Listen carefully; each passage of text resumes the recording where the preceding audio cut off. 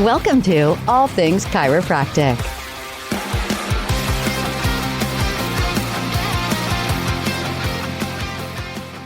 Well, welcome to another episode of All Things Chiropractic. I'm Paul Andrews. Dr. Mark Davini here.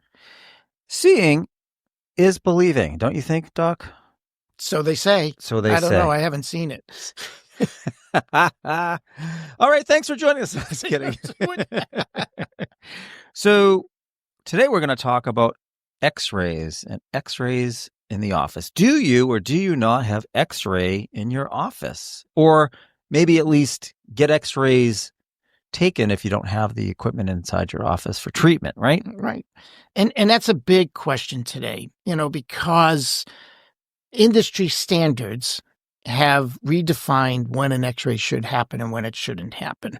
And that makes life just way more difficult. So can I say, I go to the dentist like most people, right? And I like to go 3 times a year, not 2. And I know insurance doesn't cover that, but I'm one of those people that says, well, if this is what I want, I'll pay for it, right? Exactly. Wow. Yeah. I love patients like that. I know, right? But one of the things that I've seen over time is that they've insisted on having these X-rays, these bite wings, whatever they're called. Bite wings, yeah.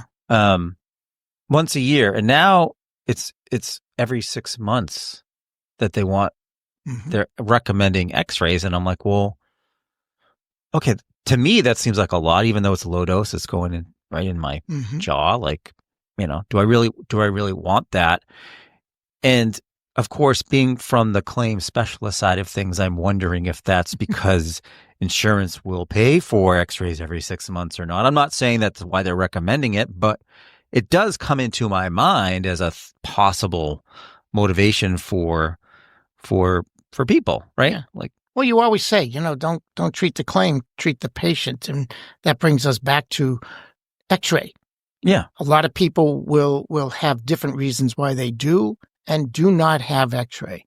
But, X-ray is kind of a near and dear to my heart type of thing because, I remember even in school back then we used to have what were called blue coats and gold coats and Palmer, and you were student supervisors if you completed certain number. Coming through, student supervisor here. Yes, coming through. Blue coat, watch out. Yeah, I had my blue coat, I had my gold coat, and the blue coat was X-ray. And I remember that my first shift was actually being the person who put the physical X-ray up back then on the view box, and the radiologist, Dr. Canterbury at the time, would read the X-rays that were coming through the clinic. And as the basically extern standing there assisting him, he would challenge me in reading the X-rays with him, or I would just listen to him dictate the X-ray report.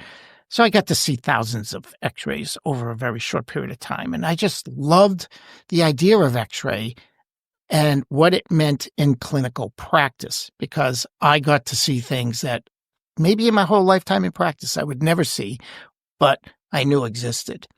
So when you look at X-ray, it's as old as chiropractic. It was discovered in 1895, just after chiropractic, actually. What did you do when you found out when you were there? I loved it. I thought it was something new.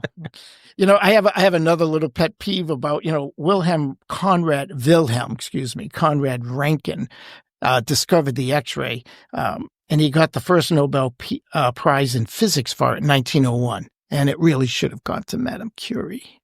Talk about politics even then, but we won't go there. But she was the true innovator in X-ray. Wilhelm Conrad Rankin just happened to fall upon it, right place, right time kind of thing. Whole other story. But certainly today, the advances in X-ray make it even more possible and more necessary to have X-ray in your office. There are certain things you just can't know otherwise. It screens for pathologies that may be contraindications. You can't tell me whether or not there's a congenital anomaly there, a transitional segment, a spondylolisthesis, something like that. You can't tell me if there's degenerative changes or to what degree they're there, fractures, even to what degree is there misalignments and asymmetry that may just be bony abnormalities. You can detect hyper and hypomobility through motion palpation, but can you demonstrate it? X-ray can demonstrate it. It's a baseline for where you are, where you start. Not even talking about risk management as far as being able to cover your butt when it comes to knowing what you're going to do to that patient is something that you should be doing to that patient. It's just so important. And then as a complete aside, patient education and understanding of both what it is you do and why you're going to do it and what you hope to accomplish. So we know it's not because of the money. No. But let's take a look at that. Certainly in my time, I have seen less and less chiropractic offices include X-ray in-house. Now, back when there was dip tanks and even with the automatic processors, you still had to deal with chemicals and the health department. But now with digital, yes, the expense is there for sure, but the ease by which you can take these X-rays and have instant, really super quality X-rays is amazing. So do you think is it really just the money that's keeping these docs from doing it? It's always been the big ticket item, setting up an office. And a lot of times docs will not put in X-ray because they can't afford it up front. We get that today. Student loans, cost of living, all these things contribute. And they'll always say, well, I can send them to the local radiology center, which welcome us with open arms. Yeah. Money is money to them, right? Problem is that without the convenience of having it in your own office, way too many times you choose against taking X-rays or sending them for X-rays because it might take an extra couple days before you can treat them. I'm not going to get the disc right away. Who knows? But again, technology is changing that. So whether you have X-ray in your office or you have an arrangement with a local facility, you can get those X-rays fairly quickly now through electronic means. So the reasons for not having X-ray in your practice, one way or the other, are becoming less and less. Another opinion I have, let me see if you share with this, especially with the younger docs, they don't want to be responsible for what's on that film. Maybe they're not the best at reading X-rays. Part 4 of the national exam certainly is probably the most challenging of all parts of the chiropractic national exam, right? So how would you, especially if they're working alone, right? They open up an office, they're just out of school, or they were working for somebody else who didn't do X-ray. Now they're, how would you help that chiropractor get comfortable with what's on the film? Well, it's a perfect discussion because, again, when, believe it or not, for the first 3 years of practice, I had to hand develop films. Go ahead. It writes itself, my man. Okay. And then went to an automatic processor. And certainly our X-ray equipment was, we'll say, less than hospital quality most of the time because we were buying smaller units or whatever. So getting a good film was definitely a skill that took a strong, solid knowledge base and also a skill. So you're interpreting these films and hopefully you're interpreting a quality film. Unfortunately, that didn't happen as often as it should have in the past. But today, you have a digital film that the systems pretty much run themselves. It's not totally artificial intelligence, but it's a version of it in its simplistic form. And so the quality of the film comes out to be decent. And the picture can be manipulated digitally. That is definitely a form of artificial intelligence there. And so the pictures can be digitized and then manipulated to improve some of the faults in the picture. And then here's the thing. All of that can be sent to a chiropractic radiologist for interpretation.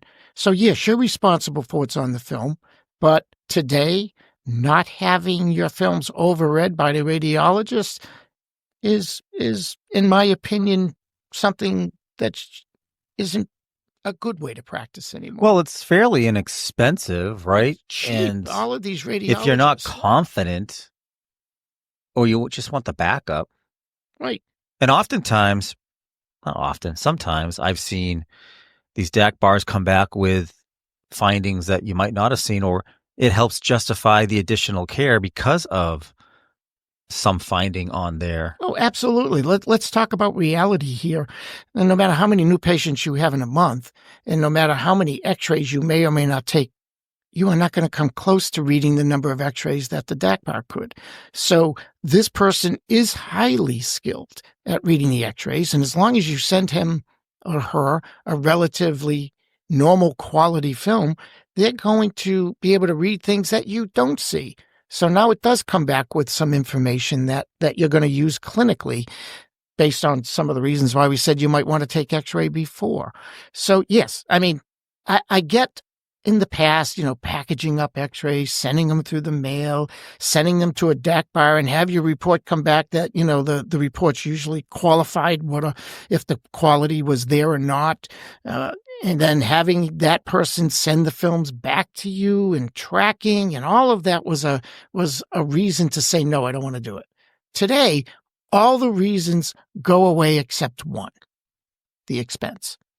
So if it is the only reason why you don't have x-ray in your office is expense, and to me, that's pretty much the only real existing reason why you don't, then you can also today set up with a local facility and gain access to that facility's database, in a sense, electronically, so that once the films are taken, you can call it up on your computer and take a look at the films that were taken down the street. So pretty much all the reasons are gone why you don't have x-ray, except that somewhere in there, schools are drilling to you that it's not necessary because, you treat them first and come up with a clinical reason for it. I can tell you, number one, flat out, if you do any manual manipulation at all, that's justification right there for taking an x-ray. No one's manipulating me. No one's adjusting me. No one's doing any kind of work on me, whichever word you want to use, without them knowing what my bones look like. So if you're doing passive techniques, it's a whole other discussion. But for the most part, there is no good reason, no matter what organizations are saying right now, to not take an x-ray. There's just too much information you don't have access to in any other way, shape, or form. And I do see in the near future, I can see that these digital x-ray machines come packaged with AI reading, that the films get read for you right on the spot, right? I mean, it's happening. Yeah, if you already listen happening. to our AI podcast, you'll know that one of the professions that's on the chopping block right now would be radiologists. Even though radiologists are still slightly ahead of AI as far as what they are able to read, we know that the AI is going to just keep improving and improving and improving, which means that all of a sudden you take your digital x-ray and not only do you immediately get to see the film, but you immediately get to read the report that was generated through AI. To me, as a incoming chiropractor, that'd be the most amazing thing that I would invest in quickly, because it's exciting. I mean, digital x-ray should be exciting for you because you get to and we'll talk about other benefits of digital x-ray, but we're just talking clinically here that this information you can't possibly get any other way. I was going to say, not to mention, one of my good friends, first employer, who's been chiropractor for like 50 years now, I can literally say he's saved people's lives by finding something on an x-ray that was not found in the medical system.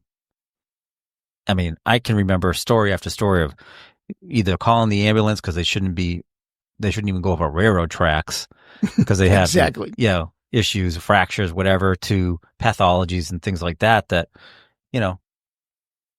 we're x-raying areas that people don't routinely get x-rayed for any reason, especially if you're a practitioner that would x-ray full spine, and somebody comes in with low back pain, but your technique requires that you will do other areas, and you x-ray full spine. Now, all of a sudden, you're x-raying an area that is not an area of complaint, goes outside the standard of practice for medicine for sure, and you find something in the cervical spine that otherwise would never have been detected. Asymptomatic, would never have found it. Never or it would have been too late. Yeah. I mean, these are all great reasons to have x-ray beyond just chiropractic, but certainly chiropractic. So when we look at the safety part of X-ray. A lot of patients, I just mentioned it earlier about, is getting a dental X-ray safe every 6 months or not? Do I need it? Is it safe? Certainly, when you're exposing radiation to areas or the full spine, what are your thoughts on safety these days? Well, X-ray is ionizing radiation. It still falls within the electromagnetic spectrum into the ionizing radiation category, as opposed to your plugs in your wall are still radiation, still electromagnetic radiation, but not ionizing. It's the ionizing component that makes it in question. So when these radicals are exposed, or when your body's exposed to these radicals, they affect fast-growing cells the most. And the fastest growing cells would be in your eyes, an embryo, things like that, your glands, things like that. So we've always been conservative about exposing people that might be at a higher risk, where the benefit does not outweigh the risk. Pregnant person, for example, is the number one prime example, I should say. So yes, it is ionizing radiation, but time again has started changing opinions. It's interesting. When I was in school, okay, well, I'll just leave that there. I paused. When I was in school, I actually had theorized that gonad shielding actually increased radiation to parts you don't want to have increased radiation to. And the reason for it is by blocking the primary beam and allowing the radiation that was secondary, given off by the body itself once exposed to X-ray, now would be coming in from behind the gonad shield, trapping it in an area that I wouldn't necessarily want those softer, more absorbing rays to be. Everybody thought it was crazy. All us men are cringing right now, but okay. I know. Everybody thought it was crazy. I took a gonad shield, wrapped it in lead, took an X-ray of it, and guess what I found? A perfect image of my marker under the gonad shield. Wow. So we knew that secondary radiation was getting in there. So everybody thought I was crazy. Was this back when you had to X-ray for like 5 minutes to penetrate? Something like that, yeah. The first X-ray, by the way, that Wilhelm Röntgen took was of his wife's hand, and it was a 15-minute exposure. I bet you appreciated that. Yeah, I'm sure. But in January of 2021, they did a study and basically said exactly what I was saying back in 1980, that gonad shields should no longer be used because all they do is promote the softer, more absorbing X-rays and focus it on the area you don't want to have focus to. So that's just a study that changed a way of thinking that now has taken away some of that threat. Let's go back down and say, okay, repeat the whole digital thing. The whole digital thing, better X-ray, better exposures, less retakes, less radiation being used. We're way past the rare earth screen kind of mentality with digital X-ray. And every year it keeps getting better and better and better. So we're using way less X-ray, where repeating the need to repeat an X-ray becomes far less with digital X-ray. So those are good. We can get a second opinion. So again, we don't need to retake X-rays to try and see something more clearly. We have someone more skilled in reading films than we would be to give you that comfort. And then there's the concept of hormesis, which I will only mention it here in concept. Hormesis is a biological process where a low dose of a stressor, and there can be many stresses, and hormesis is a broad topic, but let's say stressor being radiation. Are you my hormesis? Is that what you're saying? I'm your hormesis, right? I know. What a jerk. I know. Where the stressor, in this case is X-ray, can actually be beneficial to the organism. You are putting a stress in the body that's subclinical and below the threshold of causing permanent damage. And I know you're all looking at me going crazy, but wait a minute. You're telling me this complex definition? You're telling me that X-ray could actually have a beneficial effect on your cells, your body? Well, that's what they're saying. And hormesis will be a topic we can talk about in the we're future. Definitely going to have to explore that in maybe another podcast. As a general term, but let's just talk radiation. They've done the studies where those that were involved in the bombings of Hiroshima and Nagasaki, outside of the two primary circles of most damage, meaning the ground zero, and then a circle radius beyond that, one more radius beyond that, where your dose was definitely beyond your maximum permissible dose. You died from radiation, but you're outside of that. And they found out that those people who received low levels of radiation lived longer. Wow. Now they go, wait a minute, that's crazy. So they also did another study in Japan where they inadvertently built a resident high-rise out of steel. The steel in this building happened to be repurposed steel that had been exposed to radiation. So these people were living in a building made out of materials. Why is my heat bill so low? Exactly. Yeah. Why do I have a tan? and I never go outside, right? And they found out that these people also lived longer. So here's two examples of people who have been exposed to chronic radiation, low levels, chronic radiation, and their longevity was like way past. All right, we're going to have to explore this. So what we're saying is the safety factor now is not what it is. The level of concern about the safety factor has also diminished over the years. And there's a lot of studies supporting this. Those are just... So you're saying get my dental x-rays. So it's okay to get your dental... But I will advise this. Don't just do bite wings. Once a year, have them be periapical. The orbital? No, they get and see the full root. Oh. Bite wings don't get the full root. Periapical gets the root. Yeah. Just an advice. It's all digital now, so I don't even know. That's it. Just say once a year I want periapicals. So the benefit now definitely outweighs the risk.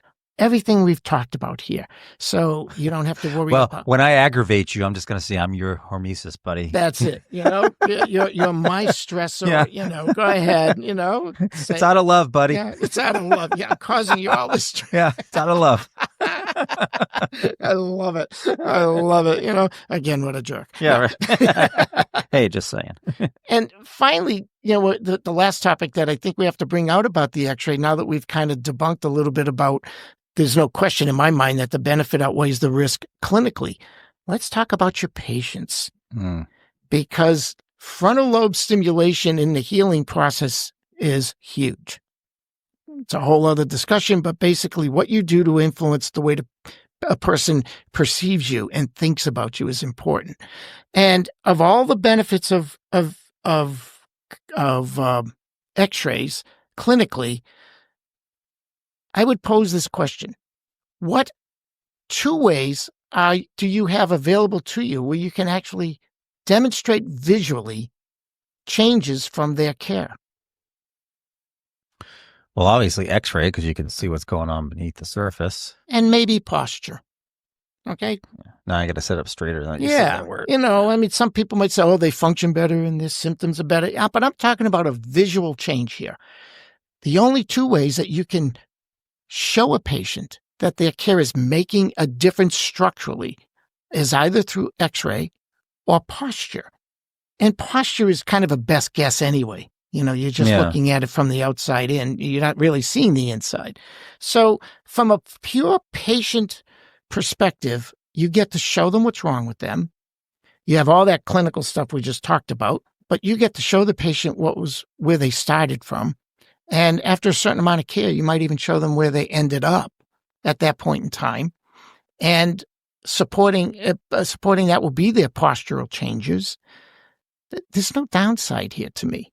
There's no downside. I have to say, when I first went under chiropractic care back in 97, when I first started working for a chiropractor, he took X-rays, and two things went through my mind. I remember one was cool to see me in X-ray form, but I was a little nervous about what he might find on those X-rays, from a pathological standpoint.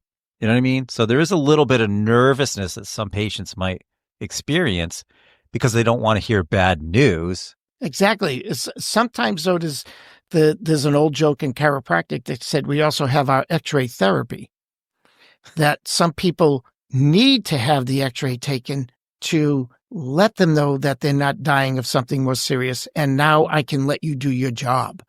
So it goes both ways. Some people, you get really nervous, but also the knowing that you're okay structurally, that there's nothing that's going to kill because me. it was okay. I was okay that it was okay. Because it was okay. You know what I mean? Yes, okay. Absolutely. So, we really look at all of the package here, and it really just comes down to one element that has held people back, in my opinion, and that's the expense. And I think we've debunked that the expense itself is, there are ways around it by working with facilities. Well, it's a lot. It's less than it used to be because technology prices come down.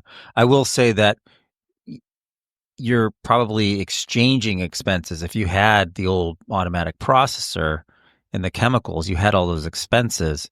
Now it's IT really, right, to maintain and repair if need to be. I hear a lot when we're in our members moment here. I hear a lot from clients say, "Oh, well, geez, you just don't get paid well enough." And I look at it from the other way. It's like you get paid really well by having Xray in your office because patients understand to a degree that they could not otherwise understand. And that means that they will listen to you about what their need for care is with a more open mind and a more intelligent, informed mind about whether or not they're going to see you for 3 times or for the number of times you actually recommend. So, you're not going to get paid for the film itself. We know that. I mean, it depends. I mean, you amortize it, right? Because if you've got those carriers that pay better, then you've got some carriers that really don't pay well. But if you put it in the aggregate, it kind of averages out and it's still paid better than the adjustment. Absolutely. But I mean, even if it didn't, you're going to get the return on your investment isn't just the insurance reimbursement. Exactly. Yeah. So lose the short-sightedness. Go for the long game, not the short game, as you said earlier on another discussion. Don't let it be about today. Let it be about tomorrow, the next day, and the next day. Because in my mind, my goal is to get someone in to my office. Most likely they'll have a reason for it. And then I'd like to reposition them to a point where they understand the value of ongoing chiropractic care and what that can do for them. It varies from patient to patient, of course, and when they enter your office, but the value of long-term care. If I can't make them understand the value of staying under chiropractic care for the rest of their life, then what have I really done for them? And if Xray is a tool that I can use to make them better understand that, guess what? Your spine has advanced degeneration, which means you've had subluxations in your spine for a long time. How about if we try and slow that process down a little bit here by staying under regular care? Or maybe even think about getting your family under care, the younger members of your family under care, so they never have to go through what you're going through. So there's just no downside to Xray in my mind. And I would encourage anybody who doesn't have it to incorporate it into their practice, whether they actually have the unit in their office or not. It doesn't matter. Yeah. And, to dovetail, I think about Dale Carnegie, right? He used to say that the most interesting topic to somebody is themselves. So you got somebody's films up there. I say films, they're digital film, whatever. Yeah, now you're dating yourself. Wait, just one little side story. It was interesting along that point. I remember one Christmas I had, and we had 3 generations of my family there. And one of the gifts was, at the time, a CD. Of a certain CD-ROM, songs, CD. Yeah, right. Music CD. Music CD, I'm sorry. And of their favorite artist. And we're all standing around there and open up the gift. And one person said, "Oh, what a great record." The oldest. Then another person said, "I love that tape." Yeah. Right. And then, of course, the person got a CD. Right. Fast forward today. We're talking downloads. Yeah, what is that? Right. Right. It's not streaming. I don't know what it is. Yes, Paul, you can say film. Yeah. It just tells me how old you are. Yeah, right. Exactly. Hey, you're hurting the dynamic here. Yeah, it's hormesis. It's all hormesis. Yeah, there it is. Yeah, there it is, everyone. All right, so words of wisdom as we wrap up this abuse. Here's a thought to just walk away with. If it were someone in your family, would you want their doctor guessing or knowing? Ooh. Well, with those words of wisdom, thank you again for joining us for another episode of All Things Chiropractic. I'm Paul Andrews. Dr. Mark Davini, thank you. Thanks for listening to All Things Chiropractic. We'd love to hear from you. Visit allthingschiropractic.com with comments, episode ideas, or questions. Or connect with us on Facebook and Instagram at All Things Chiropractic Podcast. Be sure to join Dr. Mark Davini and Paul Andrews next time for another episode of All Things Chiropractic.